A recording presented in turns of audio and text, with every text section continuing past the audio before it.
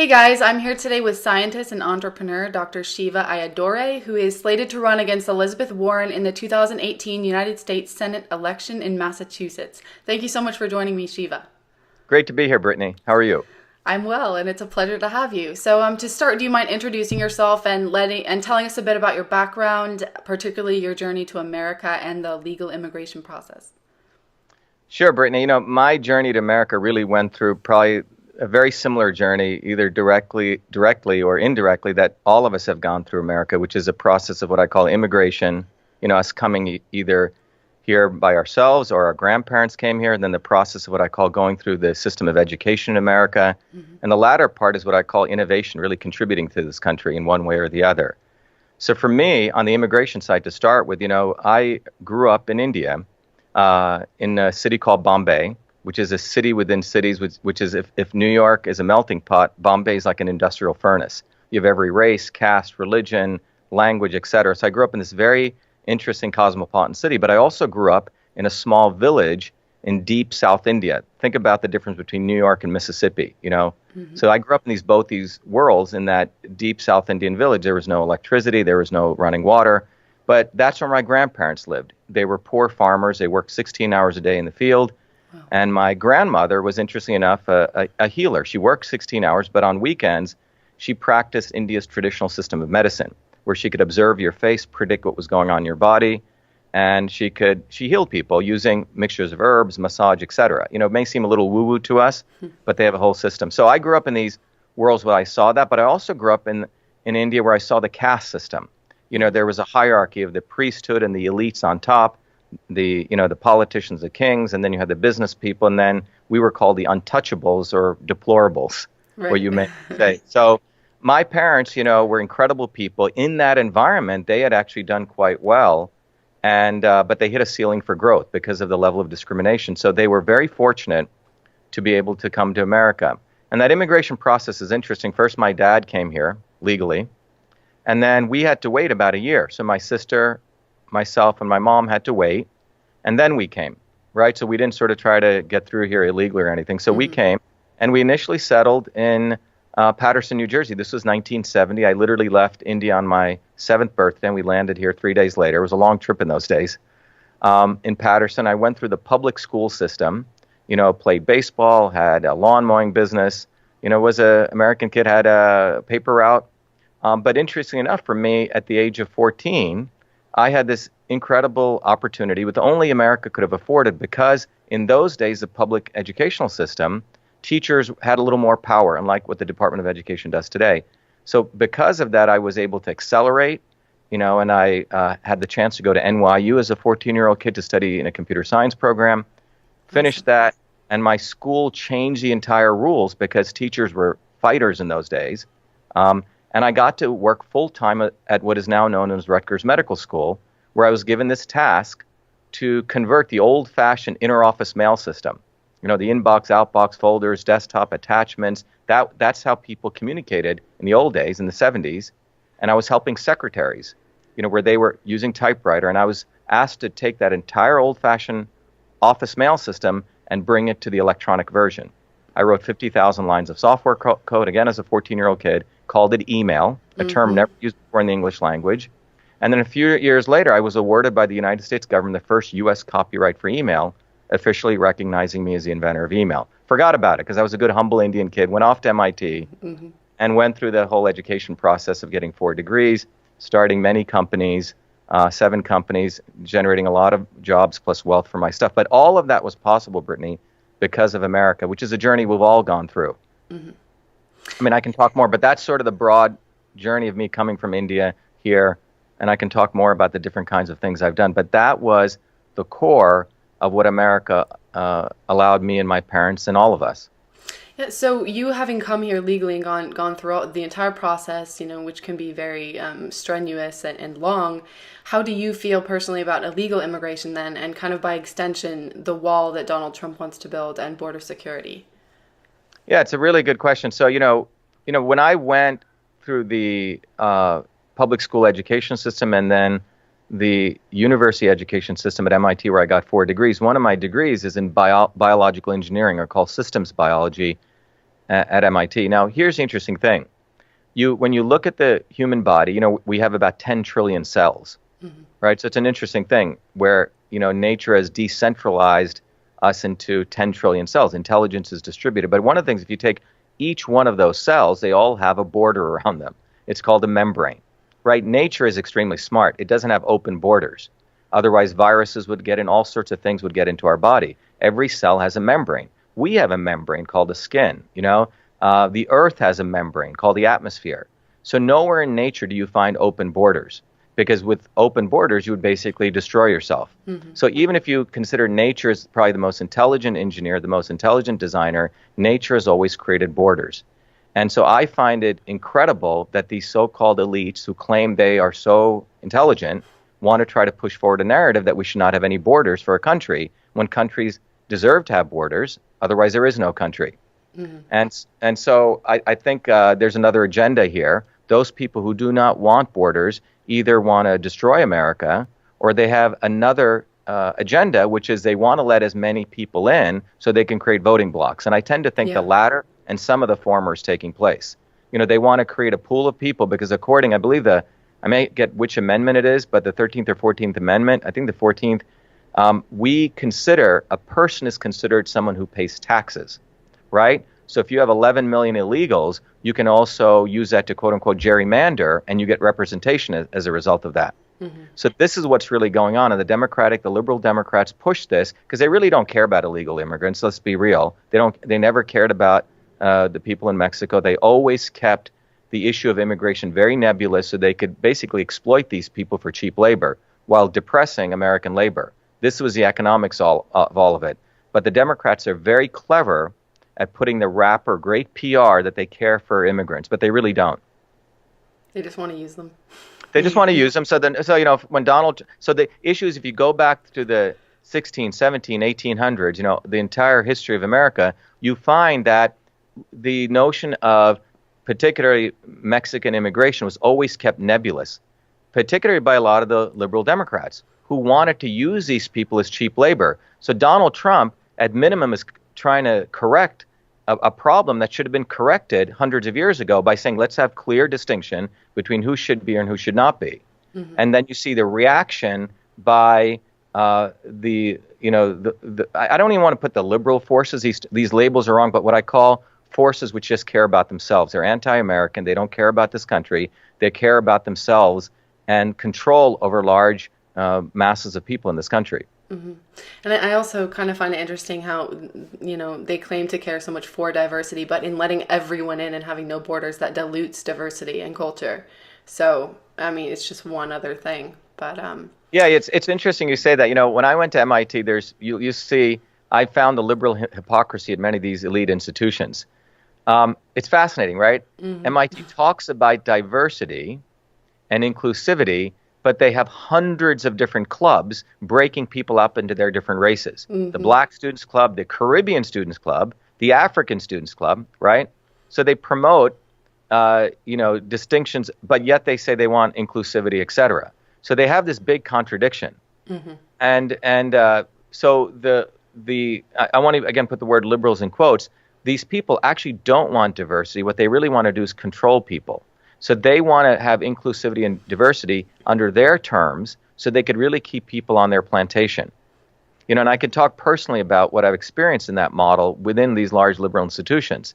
But when you break from their mold, they detest that. Yeah. So the entire model is to keep people on a plantation within their narrative. So they want diversity under their terms. Yeah. So, a guy like me who's a Indian guy, supporting Make America Great, supporting Trump, right? Exactly. Having 4 degrees from MIT sort of breaks their mold. They don't get it. It doesn't compute for them. Yeah. Because they think intelligence is a function of supporting someone like an Elizabeth Warren, et cetera, right? That computes for them. They consider someone like a Donald Trump rogue, right? He doesn't fit their mold, et cetera. But he's actually speaking the truth on many, many things. Yeah, and it seems like from the, quote unquote liberals, the people of different ethnicities who don't support their narrative get it the worst. Like they just are dragged through the mud. I can't imagine. Right. Kind of related to that, you mentioned, Donald Trump, that you support him. Why initially did you decide to support Donald Trump? So, I've been a student of history for a long time. My earliest memory in India was as a kid where I was playing soccer and I went to what I thought was my friend's home, and his mother made me stand outside, would not let me into the house, and gave me water in a different cup. And she called me Shudra. It's like the N word in India. That's when I didn't know what the caste system was. I went and asked my mom, and she said, "Oh, yeah, we're considered untouchables." She said when she was in the village, she went to the well, they would all run away and say, "Shu, Shu, Shudra," right? So that event made me start understanding what is this caste system. So when I came to America, I was very interested in politics. I remember being a 17-year-old kid at MIT, 18 or something. This is when the Jesse Jackson was running for president. He was running. There was, I think, Reagan was running. There was Walter Mondale, and Jackson was building a coalition called the Rainbow Coalition, saying we're going to bring all the people together, black, white, all different colors. And I thought, well, this is pretty interesting, right? You're sort of moved by that, sort of like a Bernie Sanders. But at the last minute, on the floor of the Democratic Convention, he gives all of his votes to Walter Mondale, right? So he's clearly bought out, saying, oh, Reagan is so horrible, we need to protect the Democrats. So that's when I broke with all political parties, all establishment parties, because I realized they were basically two heads of the same snake.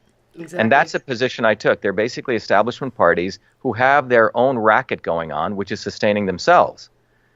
So I've been a student of that politics. So when Donald Trump came, by the way, I was naturalized as a citizen in '83 or so. So I never voted because I never trusted these guys, and I would attack both parties. But when Trump came out and he was openly using his platform to expose the collusion between the fake news media and the establishment politicians, I loved it, right? Because here was a person who had made money, who didn't have to do that, and he was going at them hard, uncompromisingly. So that's the first time I registered as an independent and voted for him. And then I was invited to the inauguration, and I heard his speech, and then I registered as a Republican, as a Lincoln Republican. I thought finally the party of Lincoln was coming back, because Lincoln believed labor, people working, was more important than capital.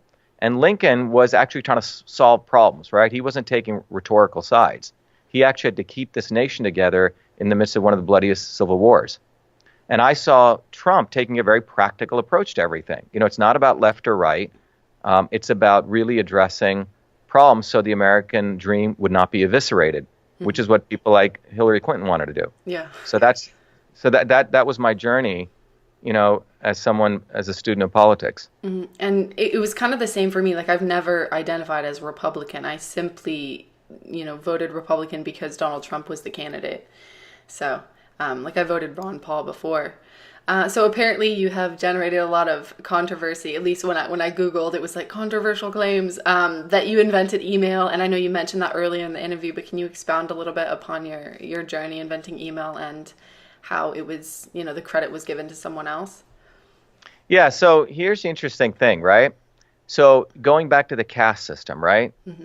If you look at it in the Indian caste model, think about it as a pyramid. On the top were the priesthood and the scribes. Then were the kings, then were the warriors, and then the business people, and below was all the deplorables or untouchables, okay? Now, if you compare that to the modern world, it's on the top is the academics and the media. Below is the politicians, right? And then you have, et cetera, right? And we are the deplorables at the bottom. Yeah. So the interesting thing is the academics and the media, what's really fascinating about them, the Wall Street bankers, for example, they care about making money, or entrepreneurs. We care about making money and profit. But what do the priesthood, what I call the priesthood on top, or the academics or the media care about? They don't really care about making money. They care about control, right? Which is fascinating, right? This is even more dangerous, right? Because they could make a low salary, but they want to control narratives. They want to be on top of the heap, right? So that's sort of the background of this. So, in 1981, when I came to MIT, I was featured on the front page as 3 students were featured for doing some very notable things out of the class of 1,041 coming in. And I was one of them for having invented this email system. And I looked at it and I said, interesting. I was brought up to be a good, humble Indian. And where did that story come from? The invention of email. So if you fast forward back to 1978, in those days, in 1978, women essentially could do 4 things, right? Either they could be a secretary, a nurse, a teacher, or a housewife. Those were essentially what women could be. So when I was 14, as I mentioned, because I was one of these overachievers, but I wasn't just a nerd, I also did a lot of sports. But I got the opportunity to get accepted to a special program at New York University as a 14-year-old kid out of 40 kids in the entire country, where I learned computer science and programming. And my dear mom would drop me off at 6 a.m. at Newark, and I take the train into about an hour and a half into New York. This is when I was 14. Now parents are afraid to send their kids anywhere. Yeah. And I studied computer programming, 7 different languages, and I graduated top of the class. After that, I was very bored with high school, but there was another woman who completely changed the rules, fought with the superintendent of schools, so this 14-year-old kid in the middle of the day could go work full-time in Newark, which a lot of people are still afraid to go into, full-time. And there I was asked, as a challenge to keep me motivated, to convert this thing called the inter-office mail system. In those days, the secretary, as I mentioned, had a desktop. She had an inbox, an outbox on her desk. She had a typewriter where she'd write a memo to, from, subject. CC was literally carbon paper. They'd put a blank piece of paper, carbon paper, and they'd write a thing called a memo. Sometimes they'd have attachments. They had the address book. They would send this around, and they would put it in an inter-office mail envelope and send it around through pneumatic tubes. This is how you hired someone. This is how you did grant applications. It was the email before email. And I was asked to convert that entire system, Brittany, into the electronic version, and I called it email. And the reason I called it email was because a Fortran programming language allowed 6 characters and the operating system only 5. It was a not-so-obvious term. Now, you got to understand, prior to that time, going back to the age of the telegraph, people were exchanging text messages, including between computers, like texting, small messages. But that's not email. I never claimed I created electronic text messaging, but I created the system, called it email, as we know, and wrote 50,000 lines of code, worked until 2 a.m. every day. Went off to MIT in 81. What's fascinating is I never knew anything about legal stuff. My parents weren't lawyers, but I was student body president of MIT, and I was invited to the president's home.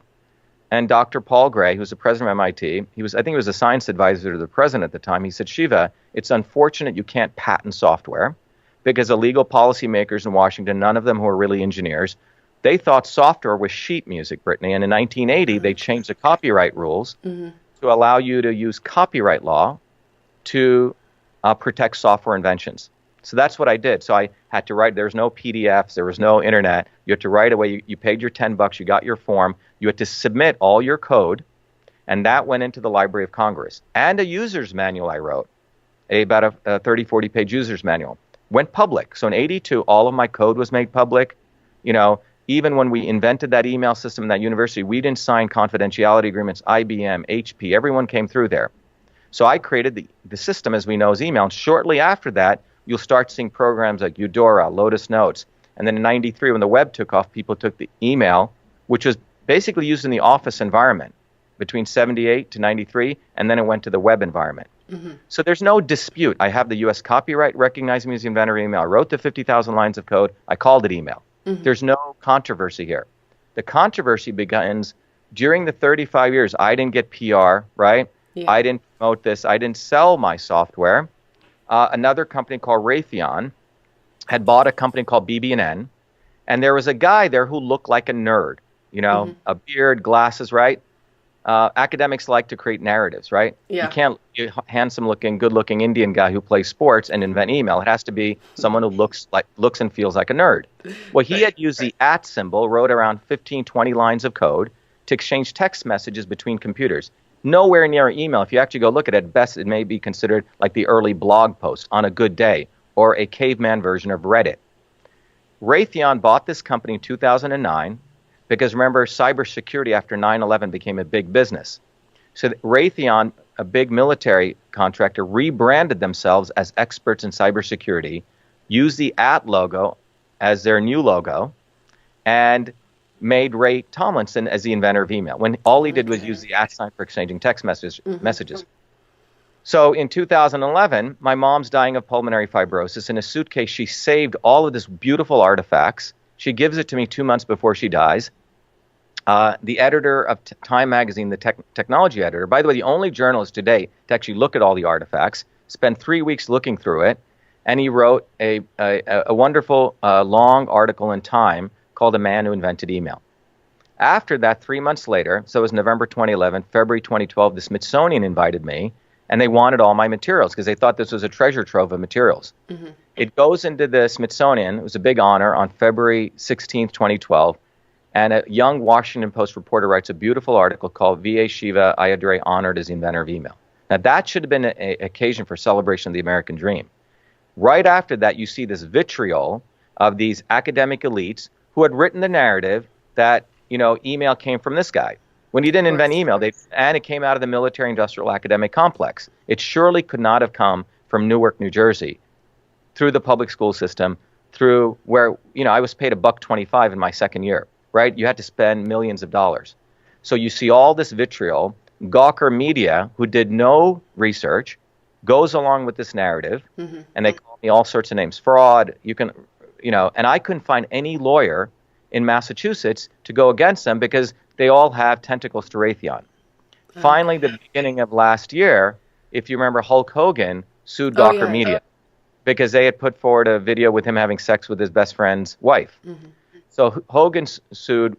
They won a big settlement, $140 million. Then it was appealed.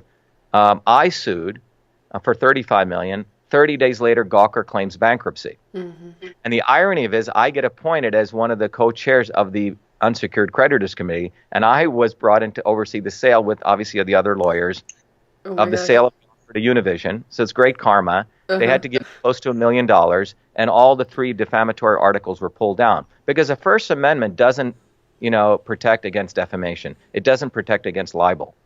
First Amendment was intended for you or me to write articles against our government. It wasn't for media companies to write whatever they wanted and to make, hundreds of millions of dollars off of it through clickbaiting. Just pure slander. Exactly. Now, exactly. And what's even more interesting, how did MIT react? And getting back to your question on inclusivity and diversity, when I came to MIT, I was featured on the front page, right? Many years later, remember I said I went in and out of MIT, started many companies. I started another email company to analyze email. We did it originally for the Clinton White House. The Senate used our technology, Analyze Email, to do the first email marketing programs. It was called Echo Mail. I grew that to around $250 million in value. Very successful entrepreneur. Gave, hundreds of jobs in Massachusetts. I was featured on MIT's world-renowned magazine called Technology Review. Okay, when I won my Fulbright, I was featured as this great scientist. But when I said email was done before I came to MIT, it changes the narrative at MIT. I became a pariah. You see, and this is what I mean. When they talk about inclusivity and diversity, I was being a good Indian when they were able to use me and say, this guy's isn't he a model minority? But when this Indian wasn't willing to be a good Indian anymore, he wasn't willing to be a Gunga Din, and I challenged the fact that email didn't come out of your elite institutions, it came before. That changes the narrative. Interesting. Right? So what I'm saying is this is a very important thing because President Eisenhower, 1961, when he left office, here was a general in the military. He warned Americans of what he called the military-industrial academic complex, what we call the deep state. And this is no conspiracy. He said this triangle would destroy this country. These were the collusion of elite academics, big military, and big corporations who collude to own innovation. And what is innovation, Brittany? Innovation is ultimately the creation of us, what we create. The founders of this country, ultimately, if you look at it from a spiritual perspective, they wanted to eliminate nobility. They wanted to eliminate the priesthood. They wanted us, each one of us, to have a direct connection to our Creator. And the aspect was innovation and creativity. So that is the essence of being divine and a human spirit. So, but these guys, just like they want to factory farm food, they want to factory farm innovation. So they want to factory farm it at MIT or Silicon Valley. So you see, there's a very deep narrative. And that's why they went up on Wikipedia. They destroyed my pages. They just try to make me a non-person because I was not willing to be a good Indian. So they're basically, the liberals are basically the biggest racists in the world because they want you to be a good Indian or a good African American under their terms. So where does it sit now? Is it have you been given the credit, in the eyes of the... Well, the reality is, it's not about being given the credit. I don't care that they don't give anything, right? They try to take things. The reality is the facts are black and white. Noam Chomsky said this, who's one of the big left theorists. Noam went through it, and he said it's black and white. This guy invented email. So think about I mean, think about how these people work, right? Galileo had clear data. The sun was the center of the solar system. Absolute, irrefutable data. I don't know if you know, it was only 1992 did the Catholic Church say sorry that they made a mistake. Hmm. Okay? So that's the beginning. Then you look at for 50 years, academics colluded with big business to say smoking was good for you. Yeah. Robert Proctor wrote a famous book called The Golden Holocaust.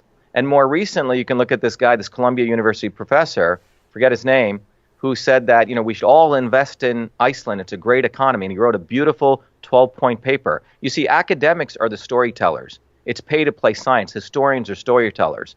But anyone who looks at it, there was the interoffice mail system. I was the first to call it email, first to write 50,000 lines of code, first to get the U.S. copyright. Mm-hmm. There's no controversy here. They create controversy. It's one of the ways that they work to disinform and try to malign people. The facts are obvious. Well, Gawker had to pay me $750K. They pulled down the 3 articles. But this is a deep narrative because it's the caste system, right? Because if innovation only comes out of MIT and Silicon Valley, the academic elites control that, right? So it's for people to make up their own minds. The facts are black and white. I am the inventor of email, is recognized by the United States government as that. There is no controversy, or they created a controversy. And that's just it. Whether it's true or not, whoever has power, they write history. So exactly, and that's why you have to fight them. Philo Farnsworth, a young farm boy in a 600-person small town in Franklin, Idaho, where nothing is supposed to come out of again, is a boy who invented TV. He saw the way the cows were doing this pattern. He built the tubes. He, again, very much like me, had a loving family, a good mentor, a good public education system. He built the first TV set. RCA came, stole it from him. They destroyed him in the courts on the 19th year. Patent life is 20 years. He won. And then he died an alcoholic. 60 years later, now there's a statue of Philo as the father of TV in the halls of Congress, right? But that's what they do. They try to wear people out. But, the reality, the problem they have is I'm still alive. And the invention of email is not about me. It's about how they try to create elitist caste systems. Well, not only are you still alive, now you're challenging one of them, Elizabeth Warren. So you are running for U.S. Senate in 2018. What made you want to run initially, and what are the most important goals that you will try to accomplish if you win? Well, first of all, the way I look at Donald Trump, right, I have to give him credit for me wanting to run and deciding to run. Donald Trump basically threw a huge bomb, a necessary bomb, at this establishment, right, of either party. It was almost like if you think about when the first shot was fired, down the street here in Lexington, Mass., the first shot for the American Revolution. In my opinion, Donald Trump shot the first shot for the new American Revolution. That's what he did. And whether people like it or not, he did something that was necessary in this country. And the reason I say that is because people like Elizabeth Warren, the elite academics, the establishment, have been destroying the American dream. As I said, the founders of this country, when you really study them, Jefferson, Thomas Paine, they believed that each one of us should use our own mind, body, and soul to connect with our Creator through innovation. Like we were supposed to all create things, not be dependent on government. That's why my parents left India. That's why I was successful, why you're successful, why all of us are successful, that we as Americans face our problems, we come up with solutions, and we generate wealth from that. That's called the cycle of innovation.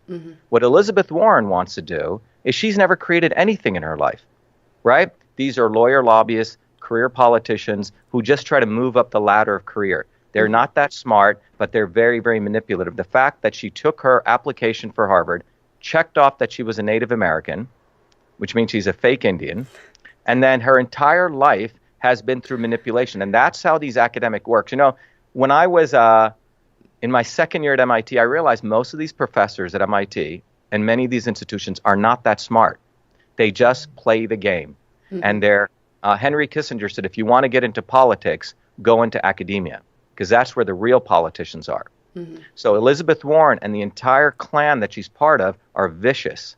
They manipulate truth. They care only about themselves.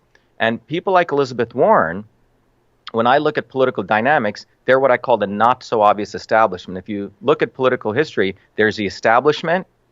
There are the everyday people like ourselves who want to fight the establishment and change things. We may not be perfect. We may not say things the right way, nor do we care to say things the right way. And then there's a not-so-obvious establishment. people like Bernie Sanders, people like Elizabeth Warren, people like Jesse Jackson, people like a lot of the sellout black leadership who talk a good game about change, hope, like Obama. But their goal is to take people off the streets and bring them back to the establishment. And that's what Elizabeth Warren is. She's the not so obvious establishment. In India, when I was growing up, these politicians would come saying, we wanted to help the untouchables. They'd give you free bags of rice. They'd give you, a radio, hoping that you'd vote for them. So they want to keep you in their cages. So Elizabeth Warren needs to be fought, and she needs to be defeated right here because a new American revolution has started.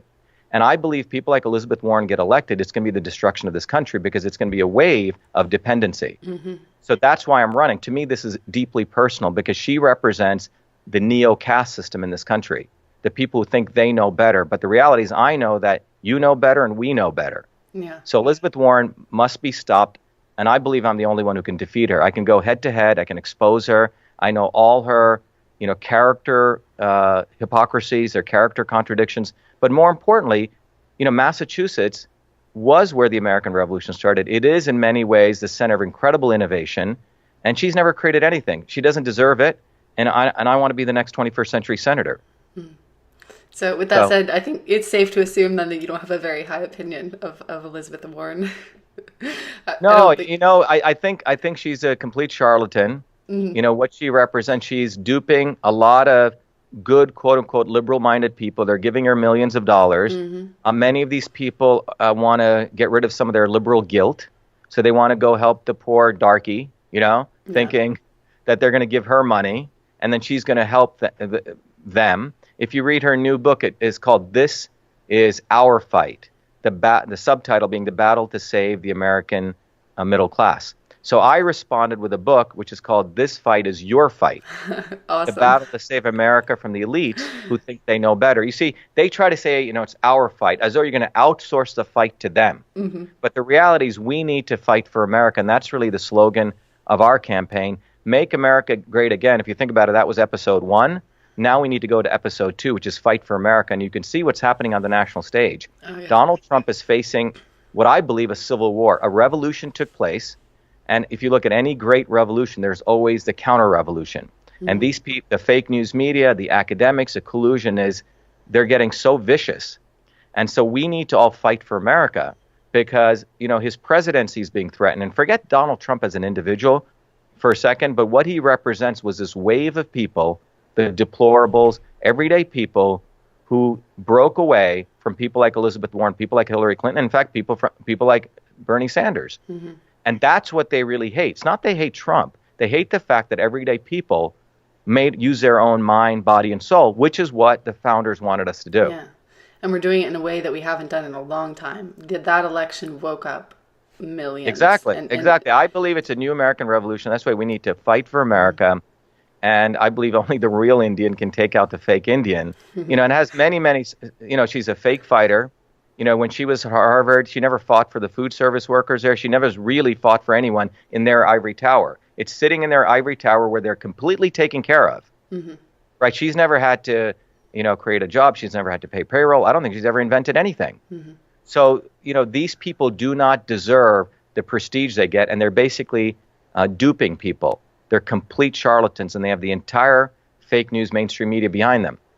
And I know how to defeat them, and, I fought Gawker. We took them down. I fought Monsanto using this new technology I built where we can model the human cell on the computer. We exposed Monsanto. I went head-on-head against them. I went head-on-head against the Indian government when I was appointed by the Prime Minister of India during my Fulbright to run one of the large institutions. And I put my life on the line. This is in 2009, Brittany, and I had to leave India under death threats. So I fought these guys all my life, and I know their weakness. 90% of them, the academic elites, are spineless. They have no spine. They just use the weight of their credentials. That's all they have. Well, they're so well protected that there's never opportunities where they actually have to grow a spine. So. Exactly. We should probably, I was thinking at one point, it would be nice on Christmas to get like spines and, have a list of the top 100 spines I want to give out to these spineless people. I love it. Yeah. That's awesome. Yeah, I also think it's important to note, though, like you can relate to the average American having, worked from the ground up yourself. So, So the thing is, I remember I came here in India in 1970. And we settled in Paterson, which is one of the poor cities. And my parents went through the entire public school system. My mother did not like going to any of these, private schools. She felt that we should be part of everyday people. My mom worked in a factory. My dad worked in a factory. My mom was a mathematician, and my dad was an engineer. But they had to start, at the bottom. And all of my friends, when I worked at that university, were the secretaries, were janitors. So these were my people. When I went back to India in 75, my grandmother, was a poor farmer. My aunt lived in a hut. And that's when I realized the difference. You know what I'm saying? Mm-hmm. So I have always related to everyday people. I was just one of those anomalies, and they're basically probably all rolling in their graves, many of the people who let me into MIT, why they even gave me 4 degrees. But I got those 4 degrees on behalf of everyday people so I could use it, against them one day. So these are weapons. But I do not consider myself as a part of these elites. I've just been sort of an anomaly. But I think it's time that people like myself and others who know how these people operate to go head on head and fight them. So I believe I was put on this world to fight them, frankly, Brittany, because I made a promise when I left India and I saw the poverty there that I would fight oppression. And that oppression of these people on the top thinking they know better not only exists in India, but now it's permeated all of America, and it needs to be stopped. It's not the American dream. Yeah, their time is over. Yep, exactly. Yeah. So what's the best way for people to support you during your run? So the best way is, obviously we've created a website called Shiva for Senate, SHIVA, the number 4, Senate.com. What we want to do is we want to create a wave, because if you think about it, the belly of the beast is in Massachusetts, right here. Mm-hmm. So we want to create a wave where across the country, we want people to show that they want to fight for America and give us $5. It's not the money. We want people to go to the website. If they want to give more or less, it doesn't matter, but at least 5, and show that there's a wave of people who want to stop Elizabeth Warren here and now. Mm-hmm. That's what we need people to do. And obviously people want to volunteer, help us on social media. It's great. But we've also built a bus. We'll send you a picture of it. We had a bunch of students who gutted a whole school bus. We have a little bed in there. We have a conference room. We have a kitchen. But we're literally going direct. So in many ways, we're going old school, mm-hmm. direct to each of the towns. Awesome. Because we have to get on the ballot. And there's a whole rigging the establishment Republicans do here. Because, I'm an outsider. But I go face to face. Brittany and everyone loves our message and what we're saying. And then we're going air through social media. So we're doing both. So, whatever, everyone listening to this can do to go up there, we want 50, 100,000 people to donate $5 because it shows there's a wave. And I think this is going to be a historic campaign because she's not just running for senator. She's actually, if you see her website, it says Stop Donald Trump. So this woman is actually completely, a psychopath. She has illusions of grandeur. Mm-hmm. She thinks she's leading a wave for some bogus fight. She's only leading it for herself. She cares not about everyday people at all. Mm-hmm. Yeah, wonderful. I will link that website below, so it's very easy for people to find. Thank you so much for joining me today, though, Shiva. And thank you, everyone, for watching. I hope you enjoyed it. If you'd like to support my channel, I accept donations via my website, and you can find my award-winning book, Hatred Day, on Amazon, Audible, and Barnes & Noble. Thank you so much for watching, and thank you so much once again, Shiva. It's really been a pleasure. Thank you, Brittany. Great show. Thanks for having me on. Absolutely.